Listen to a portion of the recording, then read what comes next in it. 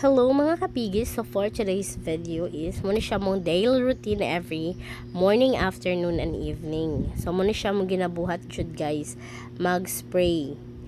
Dayon, kana nga time, ako'y nakatoka mag-spray sa mga baboy guys. So first things first is mag-spray ko nga na ay sabon for disinfect na lang po sa baboy o sa tangkal. And then gina-separate na mo ang tai guys kay tungod septic tank amo ang gamit. So naay tendency nga dali ra mapuno among septic tank.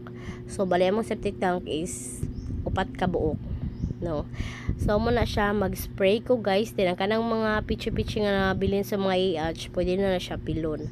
So moong magamit mi og sabon guys, kanay kanang sabon kay tungod for disinfectant talang po sa baboy kay mostly magud karon guys kay daghan jud kay lamok. So para pud matangtang ng mga katul-katul sa mga baboy o kanay mga samad mo nang ginasprayhan na mo og sabon. But safety ra gyud siya guys kay for almost 6 years na mo ginabuhat ni siya guys, wala ra naon sa among mga baboy. Then sunod, ako manghod mag-spray na po din siya tubig. After na kumahuman nag-spray nga tubig nga na sabon. Siya na mo sunod guys. Dayon sa second tangkal, same procedure ra gihapon guys. Mura ginabuhat na mo nga kanang mag-spray ra gihapon, gina-separate ang tai. And then magkuan guys, mag-spray na dayon. Charis bitaw kapoy jud siya guys, but kuan makita raman pud namo ang among kakugi bisag kung sa kakapoy guys, kaya ang quality sa mong baboy is pretty kay pagkaninduta o diba after na mong mag-spray gaping pink among baboy. Sa so, nga time guys akong gipa-transfer sa akong manghod ang camera kay para pud makita ang diri nga side kay di mo kay maklaro guys o diba vlogger yarn charis bitaw malingaw ra pud mi sa among baboy guys kay bisag kuan kapoy pero kwarta na, practical ron, kwarta na guys bitaw.